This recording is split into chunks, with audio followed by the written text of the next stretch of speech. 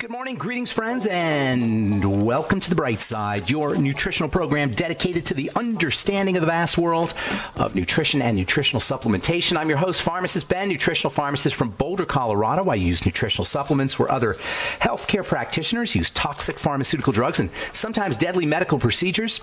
If you suspect that there are natural nutritional roads to your health and vitality and well-being and to addressing your health challenges, whatever they may be, but you don't know where to begin, you have come to the right place. As you listen to The Bright Side every day, you are more and more in control of your body, you are more and more knowledgeable, and you know you can overcome any health challenge. That is why we are here every day on The Bright Side, helping clear up the sometimes confusing world of nutrition and nutritional supplementation.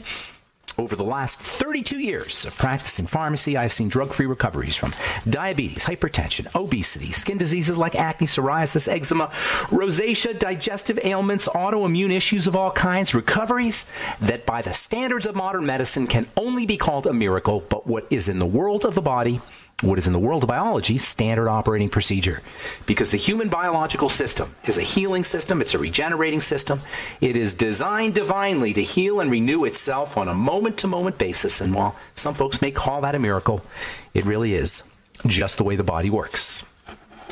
If you have questions about health, nutrition, prescription drugs, if you want to wean yourself off your meds and get on a good nutritional supplement program, we are here for you. We want to be your go-to source for all things health and nutrition. 844-236-6010 is our number. And if you have a comment or success story, we love hearing those. You don't have to have necessarily a question about a health challenge. Just if you want to comment on anything we're speaking about here today or contribute to the conversation, 844-236-6010 is our number. I like it when this program's a dialogue rather than a monologue. It's more entertaining for me. It's more entertaining for the listeners. So if you have questions or comments, please don't hold back. 844-236-6010 is our number on The Bright Side. If you want to purchase longevity products, go to brightsideben.com, pharmacistben.com, or criticalhealthnews.com. That's brightsideben.com, pharmacistben.com, or criticalhealthnews.com. You can purchase longevity products right off the website. You can click websites. You can click on the Join the Team link for a one-time $30 fee. You can be in business for yourself. Click on the Join the Team link at brightsideben.com, pharmacistben.com, or criticalhealthnews.com.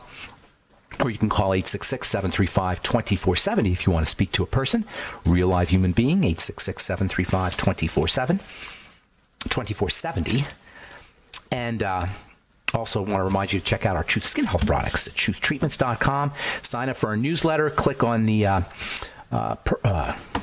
I'm not sure if you click on it, but if you can just search for Pound Truth Treatments or search for Truth Treatments on your our Facebook page, you can sign up, like the Facebook page, I guess, or follow the Instagram page, as they say, and you'll get notified when we do our Facebook Lives and our Instagram Lives, which I'm trying to do every week, about skincare, and we take questions on our lives, on our Instagram and Facebook Lives as well. So if you have skin health questions, we love hearing those. And of course, you can purchase our Truth Skin Health products at truthtreatments.com. Got new products coming out all the time. Our most recent product on truthtreatments.com is our fulvic mineral, plant-derived mineral capsules.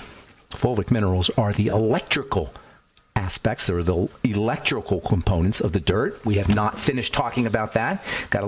We digressed, as we sometimes do on this program. We've been talking, most recently, we've been talking about the minerals and how the minerals, how they can be obtained from from a nutritional supplement standpoint, and also from a food standpoint. Technically speaking, when we say minerals, we're not talking about minerals. We're actually talking about elements. When we talk about nutritional minerals, we should be saying nutritional elements. And this will kind of put things into perspective. It'll be easier to understand the very confusing nature of nutritional minerals if we think of the nutritional minerals not as minerals, but as elements. Technically speaking, a mineral is a chemical. It's already complex. Technically speaking, a mineral is already a combination of things. An element is not a combination of things. A nutritional element like zinc or copper or cobalt or sodium or silica, whatever, silicon, all of these are only elements. By the time we take them as a nutritional supplement, they're already complex. So we shouldn't, a mineral and an element are different. What we're really looking for when we take a supplement, a mineral, quote, mineral supplement, is the element. But the fact that it's all a combination of things makes them very confusing. If it was just an element, you say, okay, well, how do I get cobalt? How do I get copper? How do I get zinc? How do I get selenium? But because we're not really talking about elements, we're talking about minerals, there's a whole bunch of different ways these elements come. Most of the times when we get an element from the health food store or from our supplements, we're not getting an element, we're getting a salt. And our body has to extract the element. So we get a salt like magnesium chloride.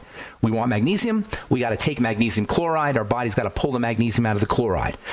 We want calcium, we take calcium carbonate. Our body's got to pull the calcium out of the carbonate. And the thing is, the body can only pull, or how effectively the body pulls the calcium out depends on whether the calcium is connected to carbonate, or whether it's connected to sulfate, or whether it's connected to oxide, or whatever it is. For example, calcium carbonate is very difficult, is a very difficult way for calcium to come out, for the body to obtain its calcium. It doesn't really pull the calcium off the carbonate very well. It pulls the calcium off of citrate better. That's why Citracal, if you listen to the commercials anyway, is advertised as a better form of calcium, because the body can pull the calcium away from the citrate.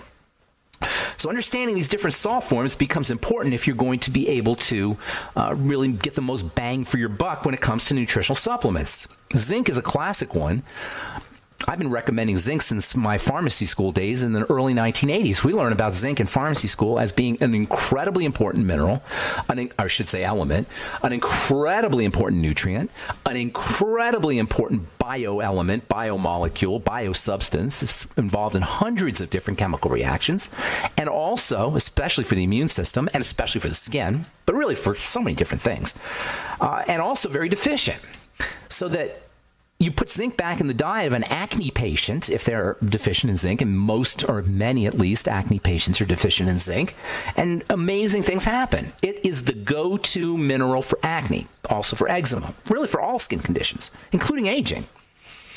Nonetheless, deficiencies are really, really common. People are deficient in zinc a lot. So if you're going to take zinc as a supplement, you should know that if you take a salt form of zinc, like zinc sulfate, you're not going to get a lot of benefits, or as much benefits, and you're definitely going to get sick, or likely to get sick. On the other hand, when zinc is chelated, which is a special kind of salt, a chelate is a salt that is has an element that the body recognizes, is very familiar with. Picolinate is in the body, for example, and when you take zinc picolinate as a chelate, picolinate is a chelate substance. When you take zinc picolinate, your body really knows what to do with it. Chelate means claw, and the chelated portion of an element is usually something of biological origin, like a picolinate, or an aspartate, or a glycinate. Amino acids are very often the chelate form of minerals, because the body really recognizes these amino acids, and the body uses chelation as a way to extract stuff from food. So it's a natural way of getting your supplements. Picolinate isn't exactly an amino acid, but it's similar. Actually, it is an amino acid technically, but it's not an essential amino acid. Anyway, aspartate, glycinate, picolinate, these are really good forms of the elements. These are really good mineral forms of the elements. Calcium aspartate, one of the best ways to get your calcium. Magnesium glycinate, one of the best ways to get your magnesium. Of course, then you're not only getting the magnesium, but you're also getting the glycine. And glycine is a really important amino acid that a lot of people are deficient in. It's a building block of connective tissue. Super important amino acid, actually. Aspartate is not quite as important, but still valuable as an amino acid. So when you take a chelated mineral, you're getting the mineral. It's easy for the body to handle, and you get the amino acid that's acting as the chelate.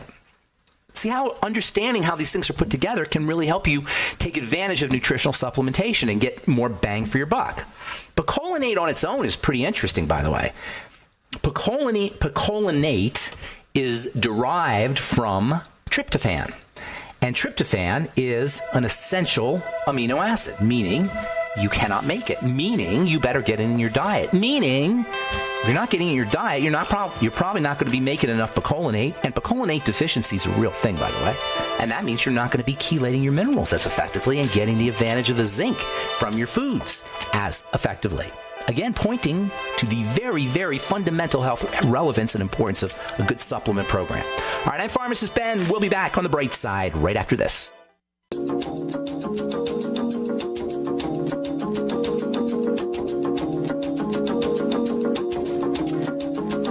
Okay, we are back on the bright side. Pharmacist Ben here, 844-236-6010 is our number. Got lines open for you. Call 866-735-2470 to purchase longevity products or head to brightsideben.com, pharmacistben.com, or criticalhealthnews.com. And don't forget to check out our Truth Skin Health products at truthtreatments.com. That's plural, truthtreatments.com. Okay, so we are talking about chelation, picolinate, which is a biological chelating agent. It's a natural chelating agent. Picolinate is made from tryptophan, one of my all-time favorite amino acids, and tryptophan deficiency and picolinate deficiency are both somewhat common. Tryptophan is actually it's an amino acid found in eggs and in high-protein foods. Dairy is a well-known source of tryptophan. Tryptophan is turned into a B vitamin. It's turned into the B vitamin niacin, interestingly enough. And that's kind of cool. Niacin is so important. Vitamin B3 is so important for the body that the body will actually make its own niacin from tryptophan. And this is an important part of niacin nutrition. It's an important way that we get vitamin B3. Vitamin B3 is unspeakably important. It's called a vitamin. The definition of a vitamin is a substance that your body needs but can't make. Niacin doesn't really fit that definition, even though we call it a vitamin. We call it vitamin B3, but it's really so important. It's the one vitamin your body can actually make. Niacin deficiency, the disease caused by niacin deficiency, is called pellagra, and it's a very, very serious disease, deadly disease. In fact, that's one of the effects of pellagra. It'll kill you. Before you die, though, you get terrible diarrhea. Your brain goes crazy. You suffer from dementia. And your skin turns red and itchy and rashy. You get these dermatitises, I think you say it, dermatitises. And they call that the 4 Ds of pellagra. If you go to medical school, they'll tell you diarrhea, dementia, dermatitis, and death. That's how important niacin is. I sometimes wonder, is Alzheimer's disease really a niacin deficiency? Is dementia we know dementia is a niacin deficiency. Why shouldn't Alzheimer's disease be at least partially a niacin deficiency? If we really cared about our dementia patients in nursing homes, we'd be giving them niacin as a supplement or as a medicine even. Niacin deficiency, when it's mild, can cause things like social anxiety disorder. Dr. Abram Hoffer used to treat schizophrenia with niacin. Niacin is a majorly important brain vitamin. So important that the body actually makes it when we're out of it. Schizophrenics are notoriously deficient in niacin, and they also smoke a lot of cigarettes. It's noticed that the vast majority of schizophrenic patients are cigarette smokers. And I'm not saying there's a causal relationship, but nicotine is similar anyway to niacin. It's not exactly, and it doesn't have the same biological effects, but it's close enough for people who are deficient. At least that's the thinking. If you're trying to quit smoking, that would kind of tell you may want to start supplementing with niacin. I'm not saying it's a way to quit smoking, but it could help. If you suffer from unexplained rashes, likewise, vitamin B3. Vitamin B3 topically on the skin is really fascinating. I put it in a lot of my Truth Skin Health formulations. Niacin is a stress management molecule for the skin and for the body. It helps the body and the skin handle stresses. We all know that the skin suffers from environmental stresses, from the sun, probably from pollution. And niacin is used by skin cells to help it handle the sun. When you are exposed to too much sunlight, niacin comes to the rescue in skin cells to help quiet things down, to help skin cells deal with the solar stress, with the ultraviolet stress. Niacin has been used topically to treat acne. It's got effects that are very similar, not in terms of the mechanism, but in terms of the effects, to clindamycin, which is a topical antibiotic that's used for treating acne. It's a great sun-protectant and great anti-aging topical, partially because of its ability to help the skin handle stress. Topical niacin is fascinating ingredient. I put it in our Truth Biomimetic Mineral Mist. We've got it in our Truth Peel products. if you're an esthetician. Niacin is just amazing stuff. It comes from tryptophan. Tryptophan deficiencies are real. Tryptophan also turns into picolinic acid or picolinate, the body's digestive system's natural chelating agent, and that means picolinate deficiencies are also a thing. I don't know how common they are, but they're definitely a thing. Get yourself some tryptophan or eat tryptophan-containing foods. Beans, legumes are good sources of tryptophan. Meat is a good source of tryptophan. Dairy is a good source of tryptophan. Fish is a good source of tryptophan. You can supplement with tryptophan. Tryptophan is also an electromagnetic. How cool is that? Tryptophan is a really cool amino acid. It's the most electromagnetic amino acid, and it actually emits light under certain conditions. Tryptophan, yes, emits light under certain conditions. It works with light. In plants, it's one of the ways plants handle light. You can take 5-HTP. That's a source, a way to get yourself some tryptophan. But tryptophan supplements are pretty easy to find, and also tryptophan-containing foods. By the way, melatonin, there's a very important relationship between melatonin and tryptophan.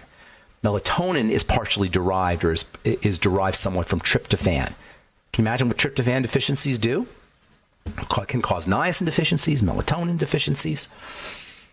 Deficiencies in or problems with the body and the skin, in particular handling the sun. In an article in the 2009, April 2009 edition of the International Journal of Tryptophan Research, it was noted that picolinate has, quote, a wide range of neuroprotective, immunological, and anti-proliferative, that means anti-cancer, effects within the body. And remember, picolinate deficiency is a real thing. So if you're deficient in tryptophan, you could be deficient in picolinate. If you're deficient in picolinate, you're going to have a problem absorbing nutrients. You're going to have potential neurological and immunological issues, and your body won't be able to handle the stresses of everyday life, including solar stresses and ultraviolet stresses, all of which is to say, get yourself some tryptophan. Make sure you're using make sure that you're helping the body make picolinate or using picolinate in a supplemental form, as in zinc picolinate or chromium picolinate. And you can also, while you're at it, start working on your pancreas. Picolinate is secreted in the pancreas. And it is the pancreas that is at least partially involved in how we handle zinc out of our foods and chromium out of our foods, and probably other trace minerals as well. And guess what? Pancreatic issues are also a real thing. If you have any kind of pancreatic issues, it's very likely you're going to be zinc deficient. And pancreatic issues are really not even isolated. Pancreatic issues go under the radar. Chronic diarrhea, or loose stools even, can be a sign of pancreatic deficiency, and that can lead to zinc problems. Between zinc, tryptophan, pancreatic juices, picolinate, chelated minerals, you can see a lot of ways that we are not taking advantage of our nutrition. Nobody ever talks about these things. I wonder how many times people have skin conditions, including adult acne, when it's really what they're dealing with is a digestive problem, and they're going to be treated for their adult acne. No adults should have acne, period, end of story. If you're dealing with adult acne, and from my experience, it's pretty common, the chances are you're dealing with a nutritional issue, likely at the level of the pancreas, the digestive system, zinc, and perhaps hormones that are also related to how our body handles nutrients at the level of the pancreas. All right, I'm Pharmacist Ben. You're listening to The Bright Side. 844-236-6010 is our number. We'll be back right after this.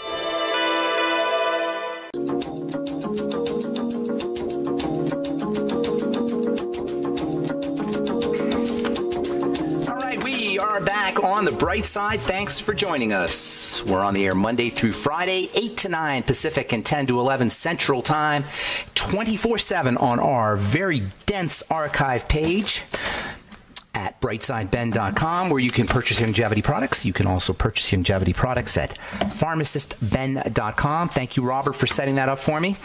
And also criticalhealthnews.com. Thank you to John T. Collier for setting that one up. We've got blog posts and news stories and videos on our websites as well. Lots of good health information. They're updated on a somewhat regular basis, so you want to keep checking back. And, of course, you can purchase longevity products off the websites. You can also call the Brightside Ben team, Brightside Ben phone team at 866-735-2470, 866-735-2470. And if you want to join the Brightside Ben team and start a longevity business and be in business for yourself, if you're an entrepreneur and you like the entrepreneur lifestyle, or you just want to get your products at the wholesale price for a one-time $30 fee, you can be in business for yourself. Click on the Join the Team link at brightsideben.com, pharmacistben.com, or criticalhealthnews.com. You can also call 866-735-2470 for more info. We are at 844-236-6010, 844-236-6010. We do have lines open for you, and we'll get your calls here momentarily, so hang tight. This is from the Journal of Pineal Research. Treating GERD, gastroesophageal reflux disease. GERD, or heartburn, that nasty feeling that you get in your throat and your mouth from acid that splashes back up. It's not an antacid issue, folks, no matter what you see on TV. You know, that's the number one best-selling drug, is over-the-counter drug, is a best-selling drug, including prescription drugs for that matter, is antacids. I'm just thinking here as I'm saying this, did you guys read the story about, came out last week, about how now they're rethinking aspirin as a treatment? I know I'm digressing here, but I meant to talk about this. They're now telling you that aspirin is not necessarily something you want to take after you have a heart attack or to prevent a heart attack. For decades, they would give you aspirin. Now they're rethinking that. I want to talk about that. I'll probably talk about that here in the next day or two. But it just reminds me of how wrong medical advice is all the time. There's no good time to take a drug. If you're taking an antacid because you got heartburn, you may want to read this article from the Journal of Pineal Research that talks about using melatonin, tryptophan, and vitamin B6. The aim of this study was to investigate if a dietary supplement containing melatonin, tryptophan, remember melatonin comes from tryptophan, vitamin B6, folic acid, and vitamin B12 would help and methionine, which is an amino acid, and betaine, which helps you absorb everything and helps your digestive system work, would help patients with GERD, and to compare the preparation with 20 milligrams of omeprazole, that's Nexium, or Prilosec. And guess what? It works. According to this article, all patients in the nutrition group reported a complete regression of symptoms after 40 days of treatment. On the other hand, 65% of the Nexium folks reported regression of symptoms. So in other words, when you took melatonin, tryptophan, vitamin B6, folic acid, vitamin B12, methionine, and betaine, you got better results. In fact, you got complete regression of symptoms. And a better, way better result than people got with prescription drugs without having to deal with the prescription drugs. Why? Because you supported your body's health rather than suppressed your body's symptoms. That's how you want to look at this, folks. You want to support the body's health rather than suppress the symptoms. In both cases, you will get symptom suppression. But in the one case, you'll get better health, and in the other case, you'll get worse health. So you suppress your symptoms with better health when you use nutrition. You suppress your symptoms with poor health when you use drugs. However, this all presupposes that we understand nutrition. Don't count on your doctor. Your doctor is not going to give you a prescription for melatonin and tryptophan and vitamin B6 and folic acid and B12 and methionine and betaine because he probably didn't read this article and he's probably not listening to the show. But what he did do is he listened to the salesman who came from the Prilosec company and the Nexium company, and he dispenses the poison drugs because in medical school, he didn't learn. It's not because he's a bad person. Doctors are good people for the most part. But because in medical school, they didn't learn about melatonin and tryptophan and vitamin B6 and folic acid and B12 and methionine and betaine. In fact, not only didn't they learn about it, they laughed about it. They said it was silly. I have a friend who's in nursing school now, and she's learning that all the things we talk about on the bright side are hippie talk. All the things we talk about on the bright side for dealing with health in terms of nutrition and meditation and spirituality and mental and emotional strategies are silly. They're nonsense. That's what she's learning. Now, in nursing school, they're probably a little harsher than in medical school. It's a little more scientific in medical school. Nonetheless, it's along the same lines. The education is along the same lines, marginalizing and dismissing and laughing at all the things we talk about here on this program. And what's the net effect of all of this? We're sicker than ever before. We're the most cancer-ridden, overweight, autoimmune disease-filled, longevity-shortened culture ever. Our longevity, maybe, our longevity's obviously increased over. It hasn't over in the past, but it's decreased the last couple of years, 2 or 3 years, and we're certainly nowhere near our genetic allotment of 120 years. All right, we'll get your calls here in just a sec, 844-236-6010. This one is amazing to me, and everybody should know about this. Diabetes is predominantly an intestinal disease. This is one of my favorite all-time articles, and I keep it highlighted, and it's on my desktop, my computer desktop, because it's such an important scientific article from the Indian Journal of Endocrinology and Metabolism. Diabetes is predominantly an intestinal disease. This is so important. The conclusion here, research should focus on an approach to bypass the bypass. That is to replace gastric bypass by equally effective treatments for the majority of diabetics. This was a study that was done on diabetics that had gastric bypass. Bypass the bypass is what they concluded, because diabetes is an intestinal issue. Work on the intestine. Work on intestinal health if you have diabetes. We've talked about this. I've talked about this for years. Diabetes is the second point on the triangle of disease. It follows digestive system breakdown, as particularly messed up gut bacteria. And we're going to talk about that in the coming days, because dysbiosis or messed up gut bacteria is a consequence of pancreatic issues. Very interesting relationship between the pancreas and gut bacteria, which we will be covering in the next couple of days on the bright side. All right, this is I think I'll save these for tomorrow. Time to hit the phones. 844-236-6010 is our number. Let's go to California and say good morning to Melody. What's up, Melody? How you doing? Hi, Ben. Good morning. Good morning. So, I have 2 quick questions. Speaking of nutrients, am I missing any nutrients if I'm taking bone broth only for my protein instead of eating meat? Heck yeah. Of course you are. You're not getting the flesh protein. There's cartilage protein and there's flesh protein. Your cartilage protein is what most people are deficient in, because most people eat lots of meat. But the bone broth is going to get you the cartilage protein. But there's also the flesh protein, the fleshy amino acids. Hang on. That's a very interesting distinction that we don't often make when it comes to meat. There's the cartilage protein and there's the flesh protein. They're a little different. Hang on, Melody. We'll finish up when we come back from our break, okay? Don't go away. I'm Pharmacist Ben. 844-236-6010 is our number. You're listening to The Bright Side.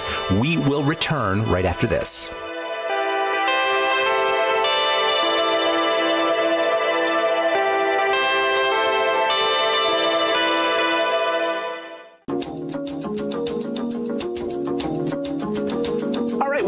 On the bright side, got lines open, 844-236-6010. We're talking to Melody in California about bone broth protein, which I absolutely love, but it is not bone broth. Melody, you asked about bone broth protein, right? Right. But that's not bone broth. Bone broth is a liquid that contains everything. Now, if you're using the whole chicken, which is the best way to do your bone broth, you get all the flesh, and the flesh is different from the cartilage. Bone broth protein is not necessarily the same thing depending on how they make it. You have to look at the nutritional supplement facts. If it's coming from the whole meat and you're getting the flesh amino acids and all the things that are in the flesh, it's going to be a complete food. If it's just the cartilage, which is what everybody's looking for these days, is the cartilage, then you're going to get the collagen, which is great. You'll get the proteoglycans, which are great. And it's very helpful for building your own cartilage, your own connective tissue, for your fascia. If you're recovering from surgery, if you want to prevent prolapses and hernias and slow down wrinkle formation and support the immune system, cartilage also supports the immune system. It's great. But the amino acids in the flesh are a little bit different, and those are involved in building things, and they're very important. So you really want everything, is what I'm saying. But the collagen is the stuff that gets all the press these days, and that's because most people do get enough of the meat. But if you're a vegetarian, you may not be. So you kind of want to focus on the amino acids that are coming from the flesh. If you're a vegetarian, pretty much you're stuck with fleshy seeds like soy. I say fleshy because they're not really fleshy, of course, but they're they have substance to them. Legumes. That's why legumes are the best, or used as a substitute, and also mushrooms. Legumes and mushrooms are used as substitutes for meat for vegetarians because they're dense with these kinds of proteins, similar proteins that you find in fleshy foods.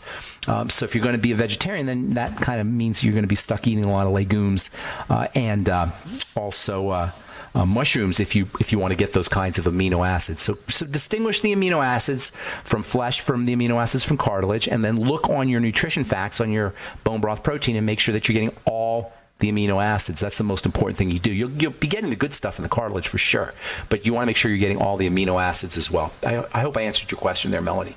Yeah. So how much protein should... No answer to that. What's the daily intake? No answer to that. No, anybody who tells you you should have so much protein per day doesn't know what they're talking about. It's not fair, really. It's kind of mean-spirited because it's really it leads people to believe that that this is what they need, and nobody really knows what any individual needs, depending on the amount of stress you're under, the amount of exercise you're doing, the amount of building the body is going through. All of these are going to be factors determining how much protein you need.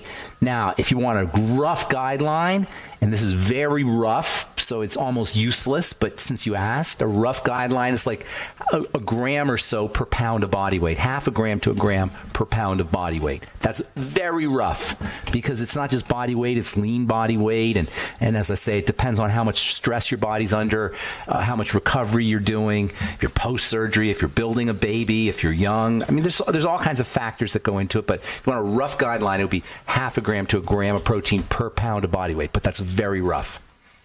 And is the best source of fleshy protein like grass-fed versus always chicken? Grass-fed. Definitely always grass-fed. Cows are not supposed, in nature, cows don't eat corn. They don't eat soy. They eat grass. That's what cows, that's what cows are supposed to be eating. That's what the meat is supposed to have on it. So, that's a whole other problem with meat. And as important as food meat can be, there's the philosophical aspect of killing animals, and I totally understand that. And then there's also the pollution aspect of what we feed our animals. So if you are going to be a carnivore because you just said, that's our evolutionary path is to be a carnivore, I understand that. But make sure you're clear on the fact that the meat we eat today is not the meat that our Paleolithic ancestors ate. So much for paleo on that. If you can go hunt, that's great, and you're hunting grass-fed moose or whatever, buffalo, that's different. But if you're going to McDonald's because you're going paleo, or you're even going to Safeway or King Soopers, or even a fancy restaurant and eating steak because you think you're going paleo, understand that ain't paleo.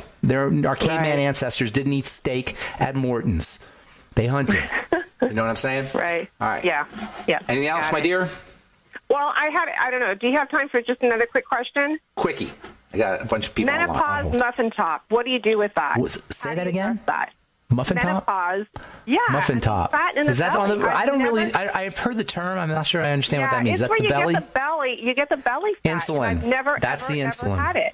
That's the insulin and the blood sugar. Okay, well, I've been really good with that, and I'm still having issues. I cut out sugar, cut out carbs. A couple. That's not just that. I'm not sure I know what a muffin top is, but I'm thinking it's kind of a bulge. Belly fat. Yeah, okay, belly fat is insulin. Okay. Belly fat is how you handle insulin. And keep in mind, protein gets turned into sugar. Do you know this? Exactly. That's why I was cutting back, and I was trying to do, make your body think it's in starvation mode by going ketogenic. That's what the ketogenic diet does, is it tells the body it's in starvation mode. So the body on its own will take care of the metabolism, building more muscle and helping you burn fat. So the ketogenic diet is the way to go for muffin top by far. And remember, the ketogenic diet is not just high fat. The ketogenic diet, this is the most important part that nobody ever thinks about or talks about. The ketogenic diet, folks, is low calorie, tiny calorie. And that's why if you're going ketogenic because you think it's fun, because you could eat all the bacon you want, you're wrong, and it's not going to work. That's why people think ketogenic is fun because they can eat lots of fat, and everybody loves fat. And they can eat lots of steak, and everybody loves steak. But what people are missing on the ketogenic diet when they don't get the benefit is that protein gets turned into sugar, number one, and also it's a low-calorie starvation diet. And while I'm on the subject of things people miss, cortisol and stress hormone will give you a muffin top. Stress hormone will give you a muffin top because stress hormone, cortisol, is one of the reasons our blood sugar goes up. And between food and cortisol, you have your two major reasons why blood sugar gets thrown off, why we become resistant to insulin. why we age, why we gain weight and have muffin tops, as you say, and generally speaking, why we're not as healthy as we should be. And that's blood sugar, which elevated blood sugar or messed up blood sugar, which follows wrong food choices and elevated stress hormone. Okay, got it. Okay, my dear. Have a beautiful day, Melody. So much. You too. Thanks. Good. Take care. Okay, Carl, the Truth Raider. What is up? Long time no talk to, my friend. Hey, Buddy Ben. Hey, what's going on? First of all, I think your shoe's untied. Okay. I'm wearing slippers, but that's okay. It didn't work. Okay. So happy I'm not sure what that was about. Oh, April Fool's Day. Right. Oh, I wonder what's going to happen today. Okay, what's going on? Thank you for bringing that up to my attention. Hey, in peas, like I'm not sure it's inclusive of legumes or anything else, but I know it's for peas. They are legumes. And there's pea protein. Have you seen pea protein everywhere now? I'm going to the nutrition show. I'm going to a nutrition trade show, the big one, next week. There's two big ones every year. And always you see all kinds of pea protein powders and pea protein additives. And pea protein is the big protein now because it's really cheap and it's a legume. So it's a good source of protein. Go ahead. I'm sorry, Carl. Well, when it decomposes, I notice that it grows a kind of like a Elmer's glue or a slime all over it when it decomposes. Well, all proteins when proteins decompose, they're not pretty. Yeah. Right. So is that the goo? Is that the protein? Yeah, it probably is. I haven't seen. Where did you see it decomposing? I have a salad tray or one of those snack trays where you get carrots, cauliflower, broccoli, peas, carrots, and tomatoes, and they also have peas, little sugar snap peas. Yeah. It stayed in the refrigerator, and I forgot to eat it in time, and they grew a slime all over the peas, like a white gooey slime. So that could be the protein decomposing. Protein.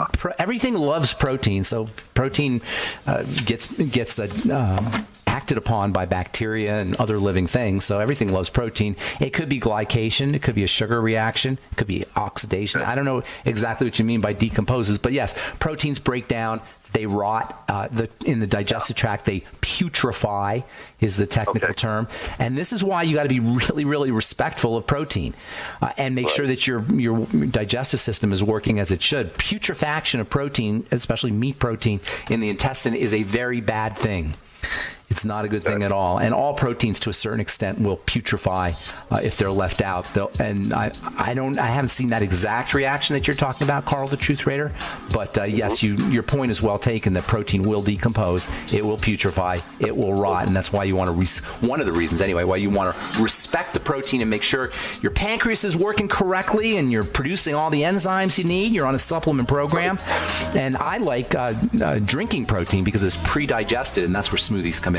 Carl, the Truth Raider, we're out of time, my friend. Thanks for your call. Appreciate it. Thank you to all my Bright Side listeners. Sorry if we left you on hold, but that's all the time we have for today. I'm Pharmacist Ben. Have yourselves a wonderful, beautiful, awesome, spectacular day. We'll talk to y'all later, folks. Bye for now.